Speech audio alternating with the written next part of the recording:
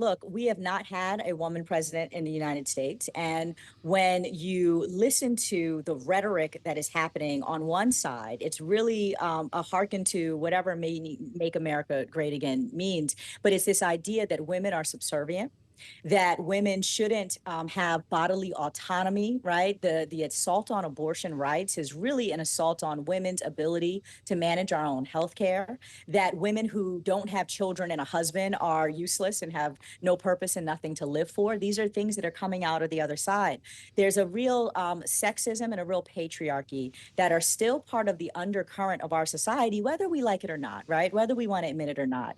And I think what Barack Obama is saying, and what he's always said, having been raised by a single mother, is like, look, we've got to remember that the women in our lives have raised us, supported us, are the ones who are out there in the world, more than half of the population of America, by the way, doing the hard work in order for us to be great. So why would we have any blink of an eye about a woman leading this country as president of the United States? It's an important conversation to have because there are so many other messages that are being pushed to suggest that women's place is only in the home, and that if she's single and has cats, then she is useless and, not healthy for society, and that all she should be doing is raising kids, when in fact that isn't true. And so that's what you're hearing, this appeal to men to be reminded that men, you have mothers, you have sisters, many of them have daughters themselves, that the world moves, their world moves because of women and Yeah. because of the strength of women. And certainly we can have a president that's a woman.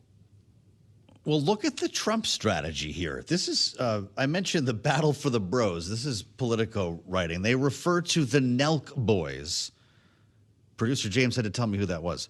Pro-Trump millennial pranksters with more than 8 million YouTube subscribers. These guys do like college drinking games or whatever on YouTube, launching a multi-million-dollar voter registration campaign, Aisha. They plan to capitalize on college football game tailgates, gaming sites, male-friendly podcasts, even Tinder.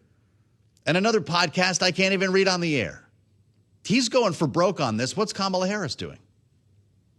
Listen, but let's talk about that going for broke, though, because it's such a broken sense of masculinity and bros and who bros are, right? Like when you look at the men who are present on either side, the Democratic ticket or the Republican ticket, when you look at who Donald Trump is advertising to with all of that, their conversation is very much a patriarchal, old school, like man that does locker room talk, right? That, is held liable for sexual assault because you should be able to do whatever you want to a woman, right? And it's all just locker room talk, saying nasty things, being a bully, really.